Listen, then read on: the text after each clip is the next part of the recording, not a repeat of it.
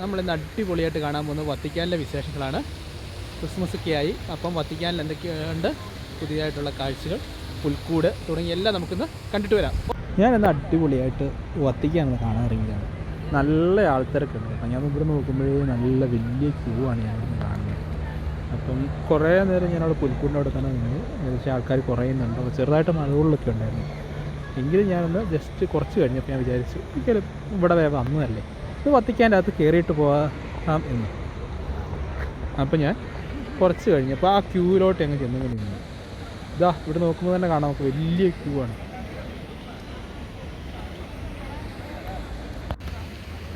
ഏകദേശം ഞാനിവിടെ മെയിനായിട്ടുള്ള ചെക്കിങ്ങിൻ്റെ അവിടെ എത്തി.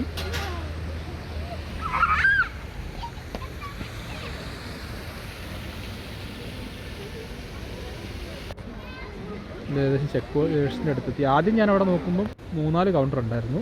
അടുത്തെത്താറപ്പോഴത്തേക്കും എന്താണെന്നറിയില്ല, കൗണ്ടറിൻ്റെ എണ്ണം 2 കുറഞ്ഞു. എങ്കിലും വേണ്ടില്ല, ഞാൻ അവിടെ തന്നെ അങ്ങ് നിന്നു. കൗണ്ടറിൻ്റെ അടുത്തെത്താറായെത്തി. കൗണ്ടറിൽ ചെക്കിങ് കഴിഞ്ഞു. ഞാനത് അകത്തോട്ട് കയറാൻ പോവാണ്.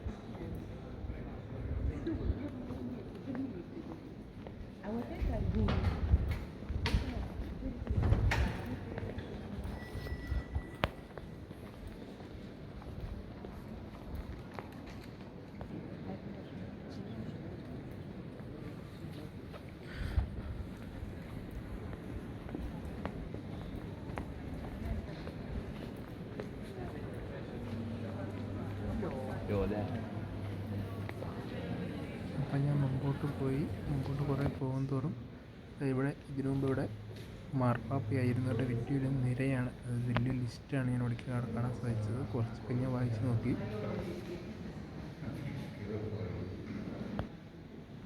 തുടർന്ന് എൻ്റെ മുമ്പോട്ടുള്ള യാത്ര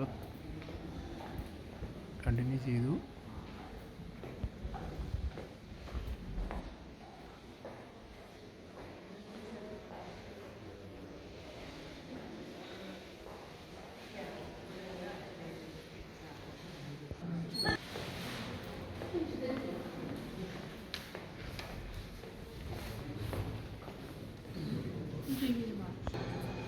വളരെ മനോഹരം തന്നെയാണ്. ഇതാ വത്തിക്കാൻ ബസിലിക്കയുടെ അകത്തും ഒരു മനോഹരമായൊരു പുൽക്കൂടാണ് എനിക്ക് കാണാൻ സാധിച്ചത്. പുൽക്കൂട്ടുള്ള കുറച്ച് രൂപങ്ങൾ, അതായത് ആശാരി പോലത്തെയും കുറച്ച് ആട്ടിടയന്മാർ അവർ മൂവ് ചെയ്യുന്നുണ്ട്. ഞാനത് മാക്സിമം സൂം ചെയ്തെടുത്ത് എല്ലാവരും കാണിക്കാൻ നോക്കുന്നുണ്ട്. എനിക്ക് വളരെ മനോഹരമാണ് ബസിലിക്കയുടെ അകത്തുള്ള ഈ പുൽക്കൂട്. എത്ര മനോഹരമാണെന്നറിയോ. നമുക്കിത് കണ്ട് നിൽക്കുമ്പോൾ തന്നെ നമ്മുടെ മനസ്സിലൊരു പ്രത്യേക കുളിർമ, അതായത് ഒരു സുഖം തോന്നുന്നുണ്ട്. ദൈവത്തിൻ്റെ അടുത്തോട്ട് നിൽക്കുന്നത്. ഞാനങ്ങനെ വീണ്ടും പുറത്തിറങ്ങി. ഇതാണ് മെയിനായിട്ട് മാർപ്പാപ്പ താമസിക്കുന്ന ഉള്ളിലോട്ടുള്ള കവാടം. അങ്ങോട്ട് നമുക്ക് ആർക്കും പ്രവേശനമില്ല. പിന്നെ മുമ്പോട്ട് പോയി ഇതാണ് അവിടെ തൊട്ടടുത്ത വത്തിക്കാൻ പോസ്റ്റ് ഓഫീസ്, എൻ്റെ അടുത്തൊരു ലൈബ്രറി എല്ലാം എനിക്ക് കാണാൻ സാധിച്ചു. ഈ post office stamp, Christmas cards, വത്തിക്കാനിലെ മ്യൂസിക്കിലെ കാർഡ്സ്, കൊന്തകളെല്ലാം നമുക്ക് ലഭ്യമാണ്. അവിടെ നിന്ന് ഞാൻ ഏകദേശം 2-3 കാർഡ് മേടിച്ച് നാട്ടിലോട്ട് അയച്ചു. അതിനുശേഷം ഞാൻ പുറത്തോട്ടിറങ്ങി. ഏകദേശം സമയം 2:30 ഞാൻ കാഴ്ചകളൊക്കെ മതിയാക്കി തിരിച്ച് ഫ്ലോറൻസിലോട്ട് പോകാൻ തുടങ്ങുകയാണ്.